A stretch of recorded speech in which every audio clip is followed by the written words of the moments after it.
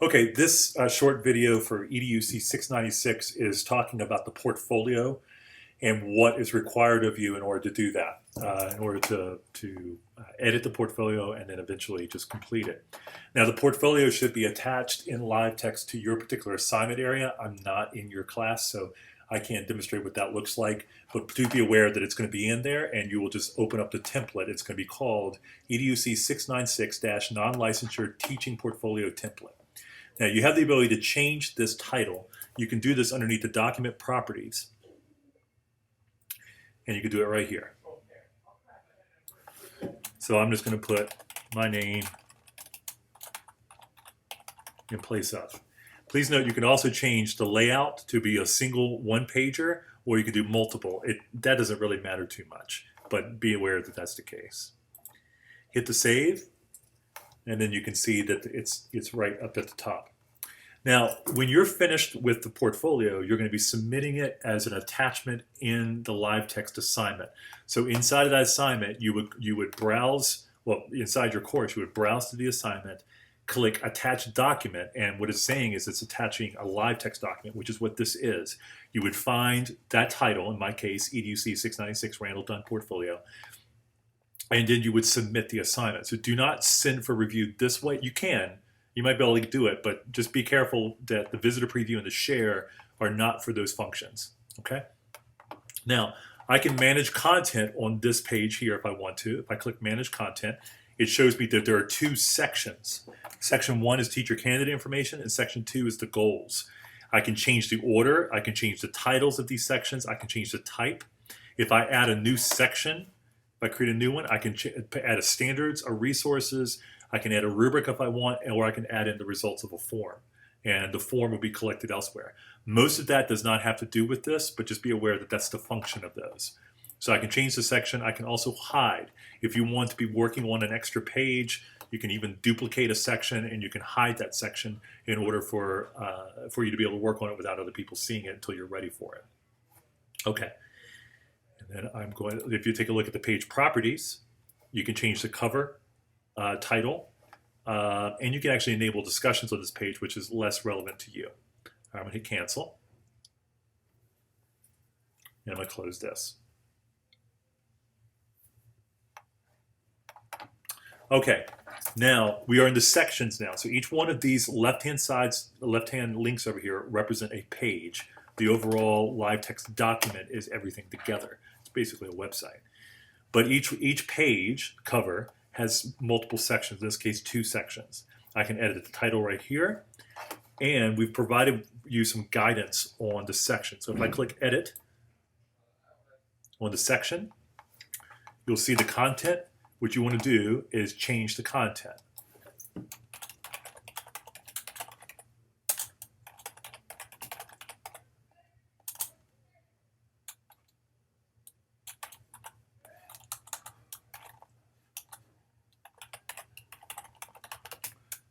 And so forth.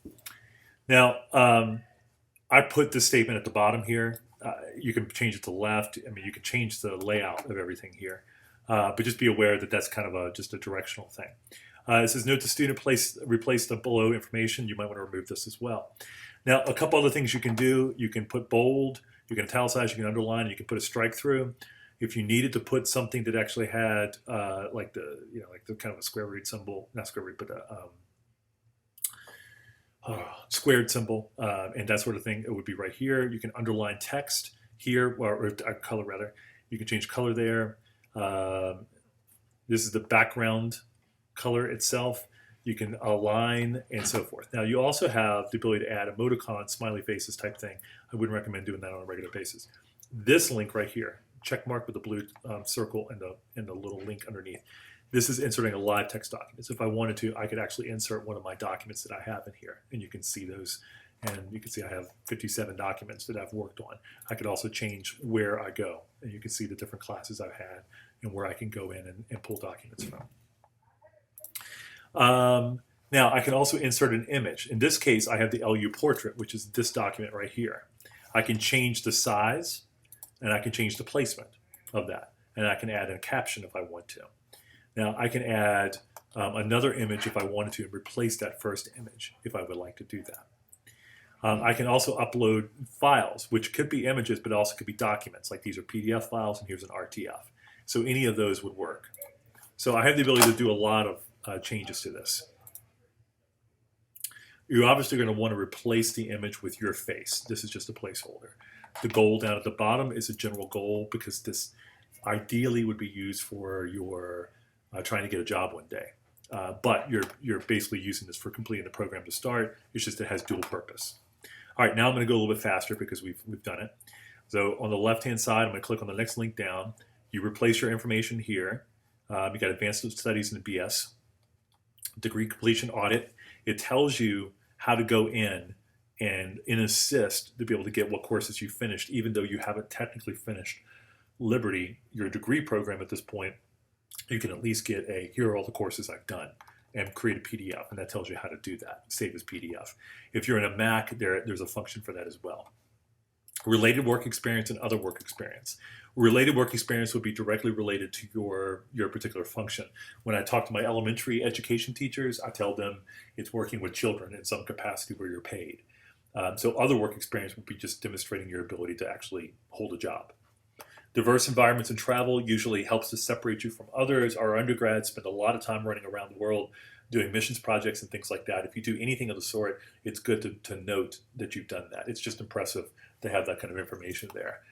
You can also put images up in there, which is usually a good idea. Letters of recommendation and references. This is where you would add documents or just people that have agreed to be your reference. In this case, not everybody has the right to keep Dr. Karen Parker on there. You would want to make sure you had her permission to do that, but that's the example of what it might be listed as. Note that this says Word documents and PDFs. Other activities, anything else that you've done. Volunteer work is especially useful.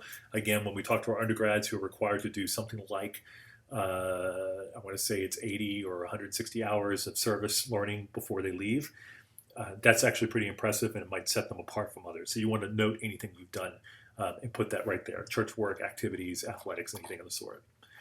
Down to the next group, your projects. This is the big project that you did at the end of this course, and you want to add that information here. It just says attach the project and add a short description. I would say a paragraph or two at the top is what you need. And it says add a reflection to as well. Reflective practitioner is a great thing.